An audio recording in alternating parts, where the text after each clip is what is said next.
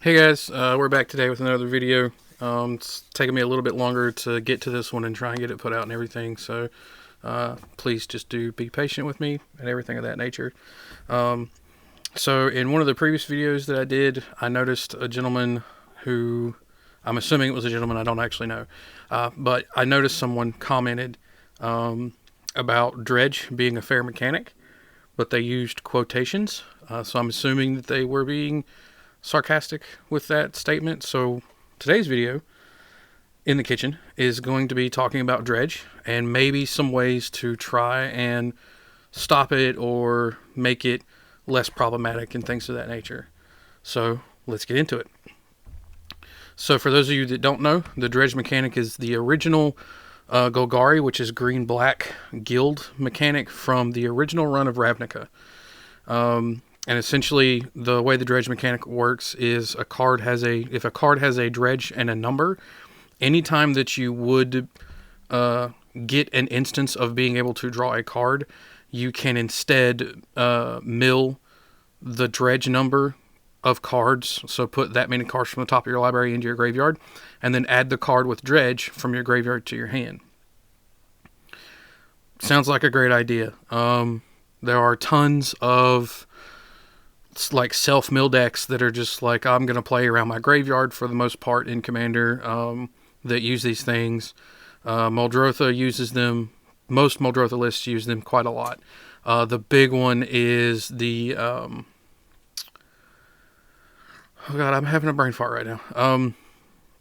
Gitrog Monster. The Gitrog Monster is the big one that uses it, because the Gitrog has a lot of things that work really, like it itself has mechanics that work really well with some of the cards that have dredge, because it has an inherent ability that cares about lands, specifically lands going to your graveyard from anywhere. And then there is Dakmor Salvage, which is a land with dredge. So the Gitrog Monster really loves it. But probably the two best ways, or not necessarily the two best ways, but the two easiest ways to dealing with dredge, if you really have an issue playing against dredge and things of that nature, is first, the mechanic works around having the card in your graveyard that requires you to dredge. So if you can remove their graveyard from the game, or you can remove that card from their graveyard from the game, that helps out quite a lot. So things like Leyline of the Void and Rest in Peace are good options for that. Those are probably your two bigger, better options, because they'll affect all of your opponents in a game of Commander. Rest in Peace will affect everybody, including yourself, but Rest in Peace is 2 mana instead of 4 mana. Rest in Peace is also in white, not black. Leyline of the Void is in black. However, Leyline of the Void has the Leyline clause, which is if it's in your opening hand at the start of the game, you can just start with it in play, which means you just get to put it into play for no cost at the start of the game, as long as it's in your opening hand. Which is why typically some of the people that I play with, we've gotten used to saying, alright, everybody has their starting hand. Does anybody have any pre-game effects? Because it is effectively a pre-game effect.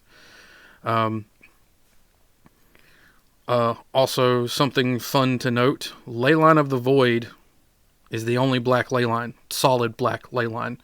Let me be very specific about that. So, the color of green has 3 different Leylines in green. Each one is different. Each one does something slightly different. The color of red has 3 different ones in red. The color of white has 2 different ones. There's Leyline of Sanctity, I think it is, which gives you hexproof, and then there's Leyline of the Meek.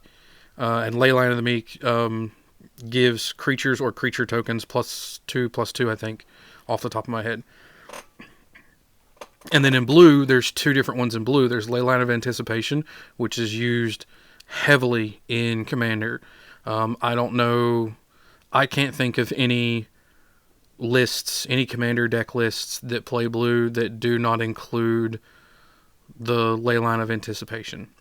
But there's also the Leyline of Singularity in blue, which doesn't get played that much. So the Leyline of Anticipation says obviously it's got the Leyline clause, but it also says that basically you can cast all your spells as though they had flash, which means you can cast all of your spells at instant speed. So that's really good. Leyline of Singularity is a little more out there as far as like being able to see play. It's not a complete 0% index, but there are very, very, very, very specific decks that it goes in that are such a minute amount. But the Leyline of Singularity, again, has the Leyline clause, but also states that non-land permanents are legendary, meaning every non-land permanent now has to adhere to the legendary rule,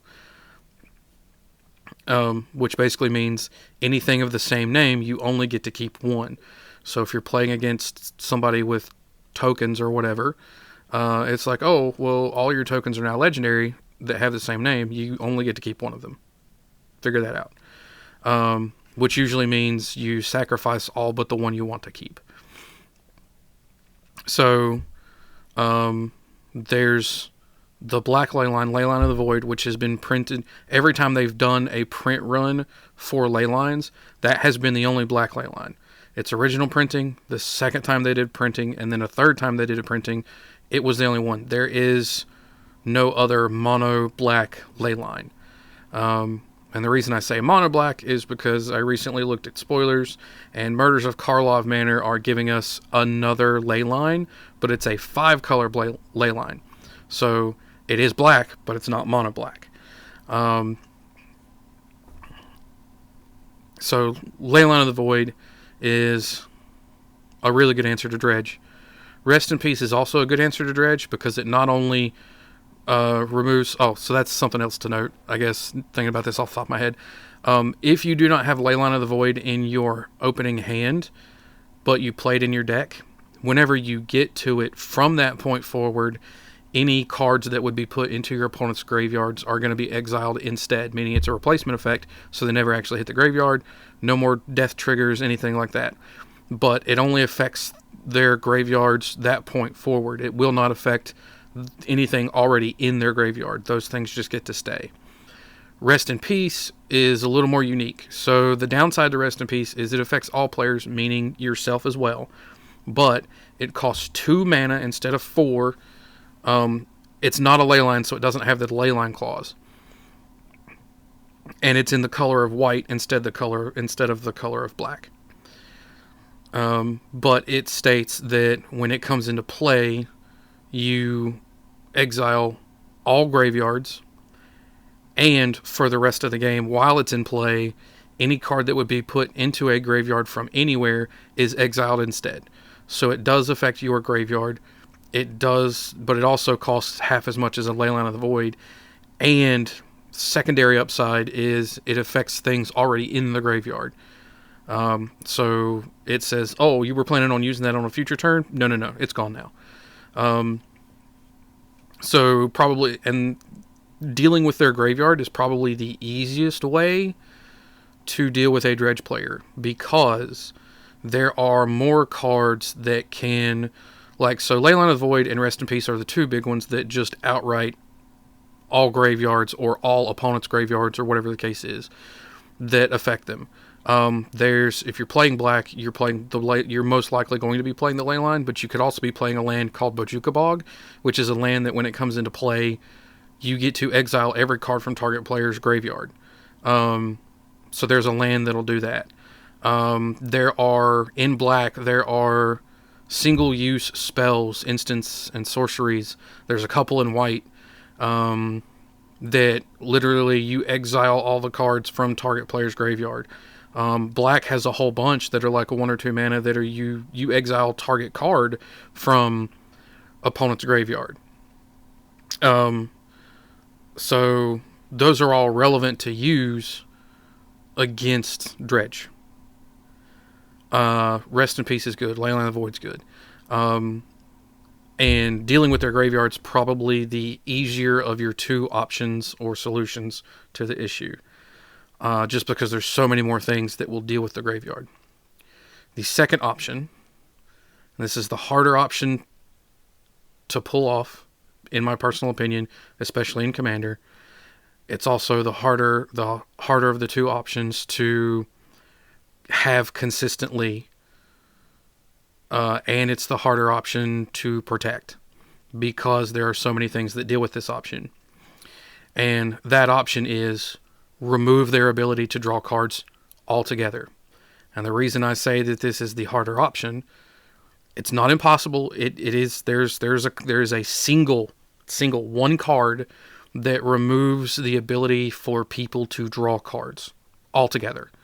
There are a number of cards out there that will prevent players from drawing more than one card a turn, so they will still get their initial draw for the turn. But there is one card that I know of, and I'll actually read it to you here in a second, that completely takes away the ability to be able to draw cards.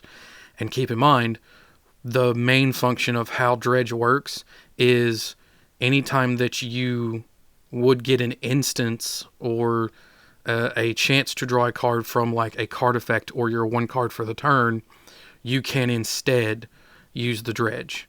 But if you never get that chance, if you never get that instance, Dredge is just dead. But the big reason that this is one of the harder things to do, one of the harder things to keep around, and one of the harder things to protect, in my personal opinion, is because there's so many things that can deal with it. And that card is called Marilyn of the Mornsong. It's a legendary black creature. It is an elf wizard from the original Lorwyn, Morningtide, Eventide, Shadowmoor era. And it's a 2/3. But it states players can't draw cards. Just can't draw cards. It costs you 3 mana, 1 generic, and black. It also states that at the beginning of each player's draw step, that player loses 3 life, and then they search their deck for any card that they want, shuffle their deck, and add that card to their hand. So it's a creature. There's a lot of things that deal with creatures, a lot of things that kill creatures, a lot of things that bounce them, remove them, whatever. Every color's got some way to deal with creatures, whether it's damage, exile, destroy, bounce it, whatever the case is. Green predominantly fights it, but it's still damage based to an extent. So every color's got a way to deal with creatures. Secondarily, it's a weak creature. It's a 2/3. And a lot of people probably say to themselves, but 3 toughness is really good. That's basically a lightning bolt. Yes, 3 toughness is essentially a lightning bolt, and that's nothing to laugh at. It's really not anything to laugh at. But there are a lot of things that are being printed in these more recent sets that care about, like there's one card that came out in, I think it was March of the Machines or that time frame, and it's 1 black, and it says destroy a creature whose power plus its toughness is 5 or less. Well, Marilyn the Mornsong's power is 2 and its toughness is 3, so together that's 5 or less, and that's 1 black to kill it, and it costs you 3 to play it. So it is a legendary creature, so you could play it as your commander and just always have it there to be able to be used. But the other thing is everything has so many ways to deal with creatures. If it's not your commander and you play against other players that are like, ooh, I'm going to exile it. Well, once it's exiled, it's gone. There are ways to get it back. Few, but there are some. But, that being said, it has a huge relevant ability against Dredge. Literally is just like, oh, you have all those Dredge cards in your graveyard. That's fine. They'll just sit there because you'll never draw a card ever again. Especially in like things like the Gitrog monster. It's like, oh, I had landscape in my graveyard. That's cool. They went to your graveyard. Fine. Maryland's out. You don't get any draw triggers. You can't have them. You only get to search for 1 card a turn. Sure, you give them the ability to go find the thing to deal with it. But like I said, if she's your commander, goes to the command zone, and unless they have a follow-up, like let's say you play her on curve on turn 3, And then, so the other thing is you should also win the life race. So her ability does force everybody to lose players to lose 3 life whenever they use her ability to search. So that being said, you should, in theory, win the life race because you are the last person to get to use the effect. So you are the last person losing the 3 life. So everybody else should be dead first if that ends up how it goes. So she's a creature. A lot of things deal with creatures. A lot of things exile, kill, destroy, all that fun stuff. I'm reiterating more here. But on top of that, she's not a strong creature. So if she's your commander, she's great early game because she slows everything to enough of a halt that you should be able to take the reins of the game. If she's not your commander, and you don't see her quickly, and there is somebody playing Dredge, and you're not playing any of the other things to deal with Dredge, which I don't know why you would if you're building a deck that's supposed to answer specifically one archetype. Also, that's a whole nother topic. I don't know why you would build a specific deck to answer one specific archetype. But anyway, so if she's not your commander and they deal with her, well, then you have to find ways to get her back. If they get a bigger, like if the game just takes too long for you to get to her to prevent all that stuff, well, by the time you get to her, she's probably the weakest creature on the board. Sure, 2-3 on turn 1, 2-3, maybe even turn 4. It's not bad. Turn 5, it's like maybe I'm playing a 5 mana 6/6 or something. I don't know. All of a sudden, not so great. Especially if for some reason you're losing the life race. So that's the other thing. Her ability is great. She's relatively even killed as far as cost with what she does in her power toughness range. But if for any reason you are losing the life race, you have to start asking yourself, at what point do you give up your ability to keep these other players, these other decks that are like, I care about drawing X number of cards. I care about Dredge. I care about whatever mechanic where she's basically stopping you from being able to do that. Oh yeah, there's an enchantment, I think, that says anytime that you would draw a card, you can choose not to, and then until your next turn or whatever, you can't be dealt damage or something. Well, now you're taking away their ability to have that choice. Like they just don't get it altogether.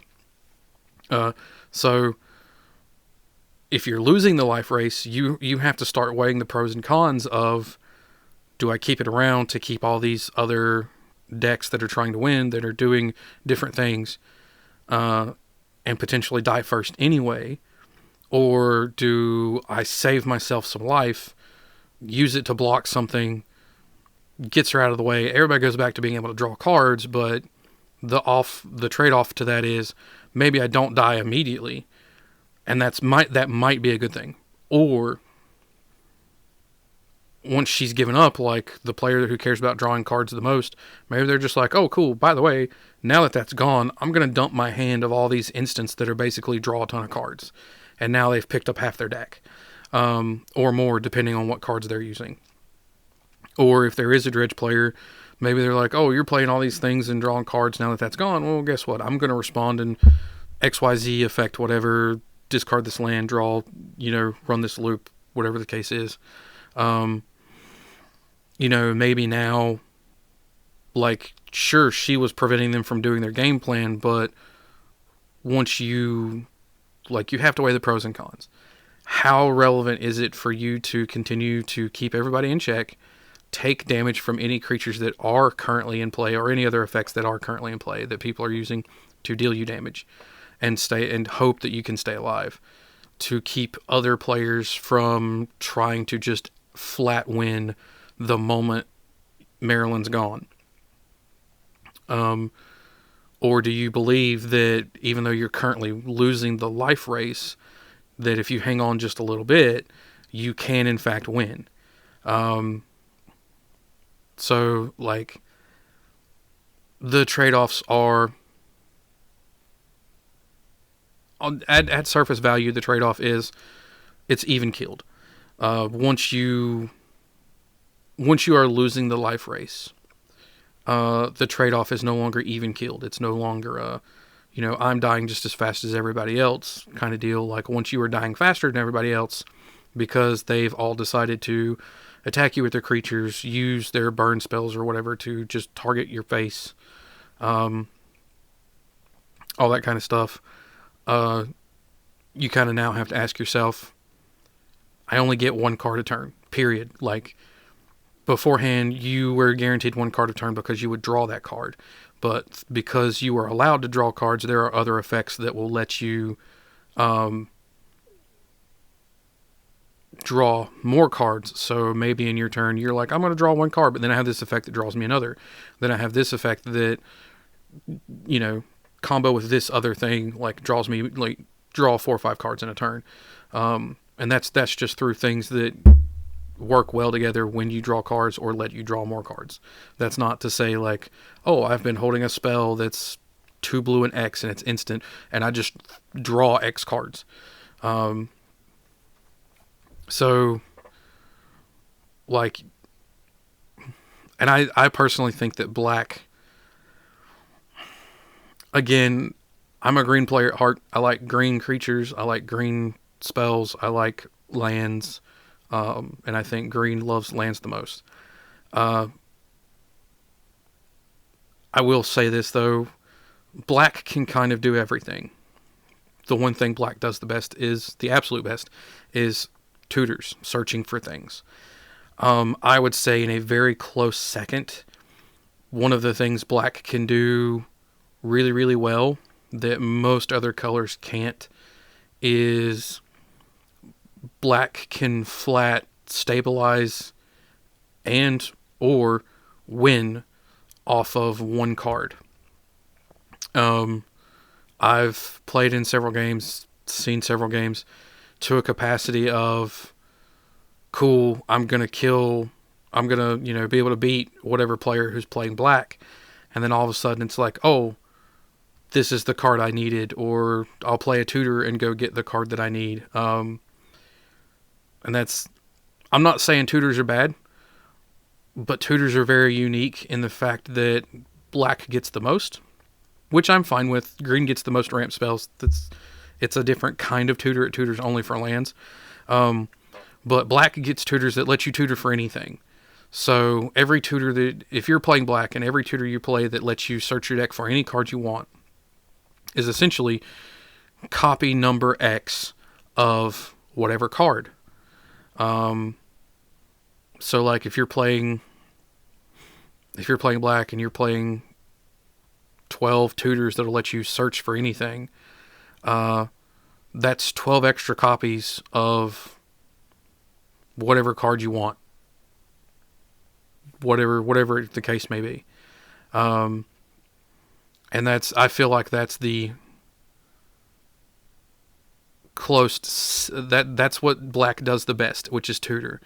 But I feel like because that's what black does the best, the secondary best is, if not also tied for first, is that black just has cards that most of the time, when those cards hit, when they are played and they aren't countered, again, everything comes down to, can I counter it? Am I going to counter it? Is it countered, kind of deal. If you play a card and it's not countered, great. It's like the card was a huge success. But black more often has cards that are just like, I'm going to play this thing. You better have a counter, because if you don't, the game is now in my favor, and I just turned things around. One of the big ones that takes a little bit of time to set up is Grey Merchant of Asphodel. Grey Merchant of Asphodel is 3 black for a 2/4 creature that says when it comes into play, you count the number of permanents you have that have a mana cost, because lands do not have a mana cost. They don't have a printed mana cost of any kind. You count the number of black pips each individual black pip that you have among permanents you control with mana costs, and each opponent loses an amount of life equal to that number, and you gain an amount of life equal to the amount of life your opponents lost altogether. So if it comes into play and you have 5 in total, each opponent loses 5, but you gain 15. 5 doesn't seem like a lot, but a 15 life gain point value is a lot for one person. That's almost a third of your starting life total. It's very, very close to a third. If you started with 30, it'd be a full half, which is also relevant.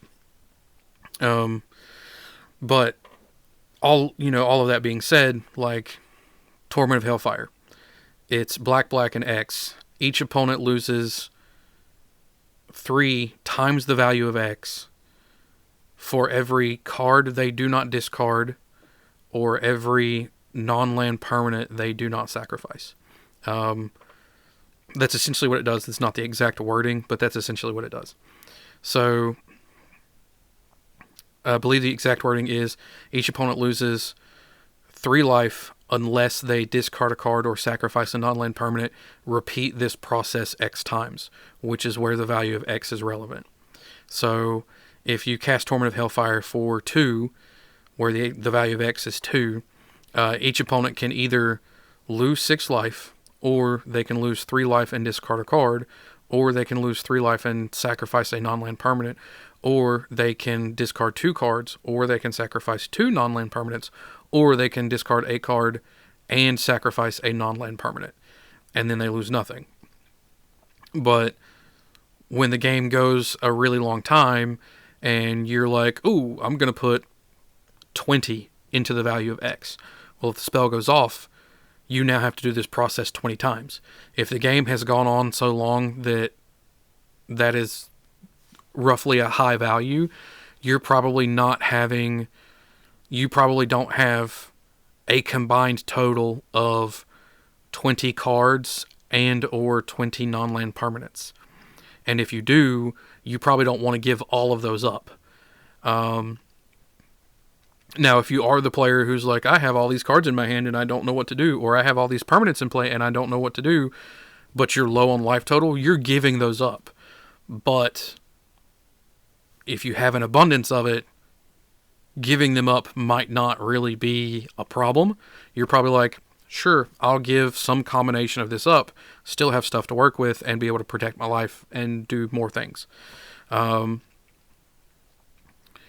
So the biggest ways to deal, predominantly talking about Dredge, but again, Black has that aspect of, I have the potential of playing 1 card and now turning the favor or the tide of the entire game into my favor.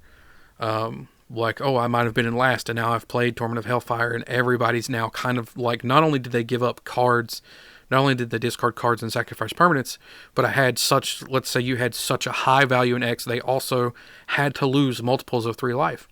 Well, now maybe everybody's got 1 or 2 cards in hand and 1 or 2 creatures in play, and everybody's at roughly the same life total. Maybe everybody's at like 10. So now everybody's kind of on the same game plan, and where before the situation might have been, I'm the only one at the table that can't really protect from, like, I don't have the ability to attack a player, force them to get rid of stuff, and keep stuff behind and cards in hand to deal with the other 2 players. But now everybody's kind of in that boat. Nobody has the same kind of thing. So like now, you might not be the first player to die. You might actually be left alone for a little while because of, like, maybe one of your opponents can rebuild faster, and it's like, oh, he's rebuilding faster, we all need to focus him, because now that we've all kind of been set back to kind of a starting basis with a much lower life total, being able to rebuild and how quickly you rebuild is a threat compared to 1 or 2 things a turn. So Black tutors a ton, has the most tutors, has the best tutors. I don't have an issue with that. My really big big thing as far as black is concerned is how many essentially like one shot or one, once you play them cards black has, that's kind of like, it does something. It does something relevant, but not just relevant. It does something relevant that has a high ceiling potential of turning things in your favor. Some of those cards, like the Grey Merchant of Asphodel, do take setup. Like Grey Merchant by itself gives you 2 black pips. 2 black pips. So if it's the only thing that you have in play when it comes down for the life loss issue, each opponent's only going to lose 2, and you're only going to gain 6. Well, that's not a lot in Commander, but it also costs you 5 mana. If you can go turn 1, here's something with a black pip. Turn 2, here's something with 2 black pips. Turn 3, here's something with 3. Turn 4, here's something with 4. Turn 5, here's a Grey Merchant. You went 1, 2, an additional 2 from Grey Merchant, so that's 5. A 3 and a 4, which is another 7. That's 12. Each opponent loses 12. You gain 36. So black has a decent chunk of cards that once they come down or once they resolve become a favorable, like, turn of the table type of card. And I've been rambling a little bit on black because of the tutors and the way they have access to essentially more copies of things in Commander. I'm not saying it's a bad thing. Green effect, by the same token, green would have access to effectively more lands in Commander because every ramp spell is a land or multiple lands. Like Kadam's Reach and Cultivate are a land into play, plus you get a land in your hand. So now, like, not only did I put a land into play, an extra land into play this turn, or a land that didn't use my action of playing a land this turn, but if I haven't played a land this turn, I just went and found a land to be able to play that too. Or if I have played my land, but I didn't have one in hand, well, now I went and found one, so I don't have to worry about potentially drawing one. I've got a land play for the follow-up turn. So I'm not really against tutors in Magic. I think that they can help make decks more consistent.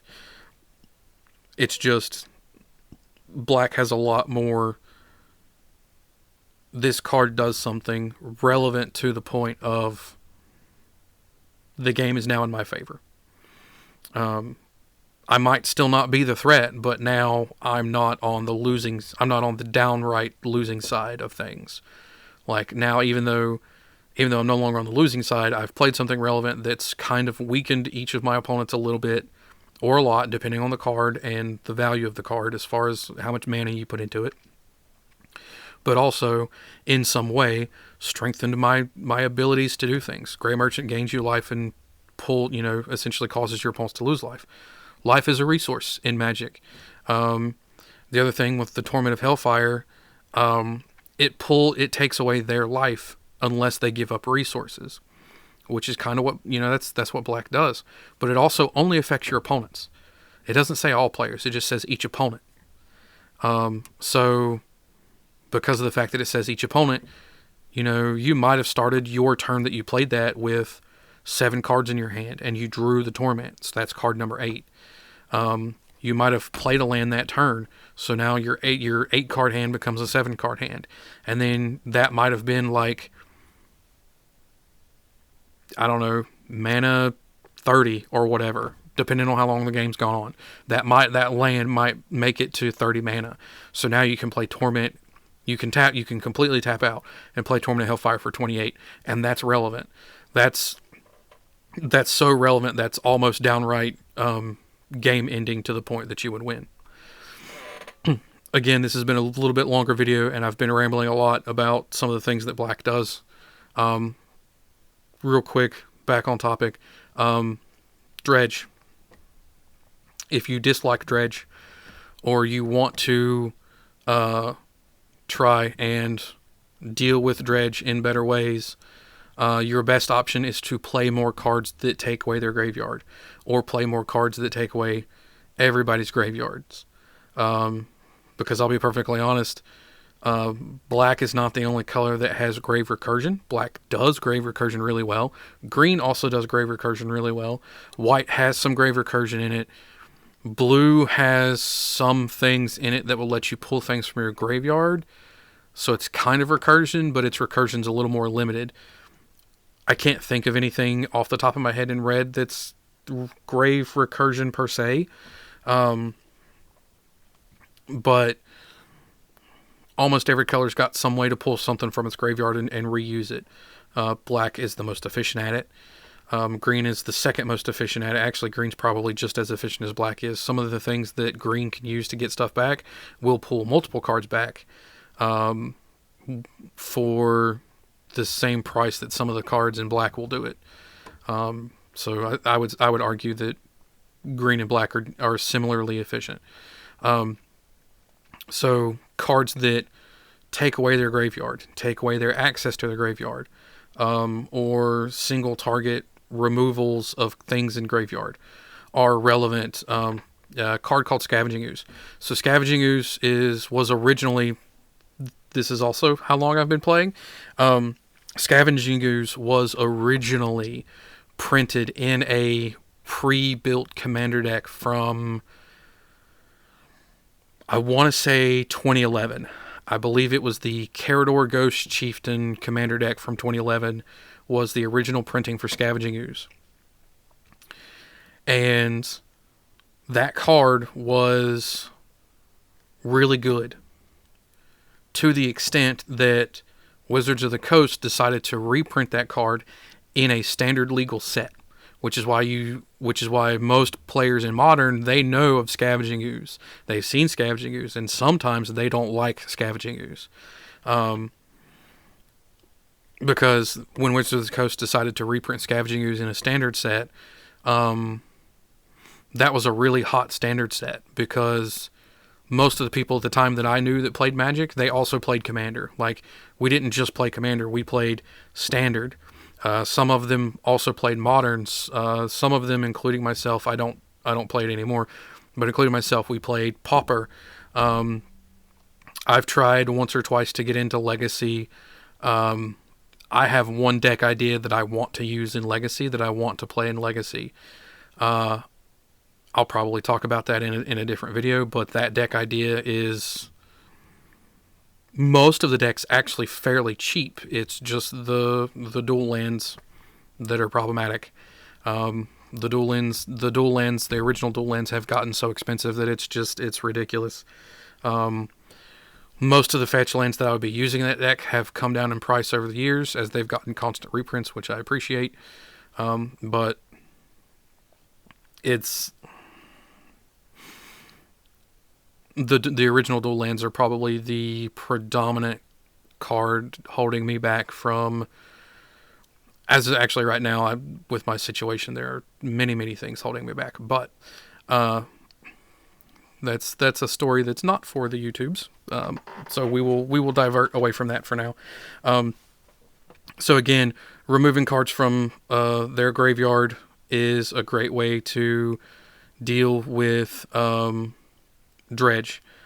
The second way, probably in my personal opinion, the better way, but the harder way, because it's harder. It's the easiest way to deal with it. It's the easiest way a player has to deal with what you're doing. And that is play Marilyn the Morn Song and just take away their ability to draw cards altogether. Again, it's the only card that I know of that just outright says players can't draw cards. There are a number of other cards that say players can't draw more than one card, or players can't draw cards unless it's their one card for the turn, meaning you get your one card in your draw step. So like there are a number of effects that are like that will limit what a Dredge player can do, but Marilyn the Morn Song outright, just outright, it's like no more draw. You do not draw anymore as long as it's in play. So those are your predominant options for dealing with a Dredge player. That being said, this video has been a little bit longer than most. I've probably jumped around more on this video. That being said, again, I hope you guys like the content. If you're not subscribed, please subscribe, hit the notification bell, to be notified every time I manage to get one of these videos put out. I've got some things on the works that I'm trying to work with other people on, getting set up and all that fun stuff. We do have a Facebook page. I am currently, I will link the Facebook page in the description box below, in hopes that they don't take the video down, because I haven't done that for any of the other videos. Trying to get a couple of other things set up. I was talking to a gentleman about setting up, having us set up an official cardboard kitchen website for this. He's super busy, so when he manages to get back in touch with me, and we manage to get stuff set up, I don't know how long that could take. I know he's super busy. That being said, would love to see likes and comments on the video. Would love to see the channel hit 1,000 subscribers by the end of February. I know it can be done. I've seen you guys do it, so let's do it some more. Let's do this. Bring it in. Also, if you like the video, share it with your friends. Like, if you have friends that play Magic and they're watching all these other podcasts, I might sound like some of the other people that do the podcasts and make all this kind of content, but I try to bring a different perspective from the experiences I've had, the things I've seen, and the things I've dealt with, and all that kind of stuff, to what I talk about. And I've got a couple of other ideas in the works for future content for things. So we'll see how things work out. Thanks. Bye.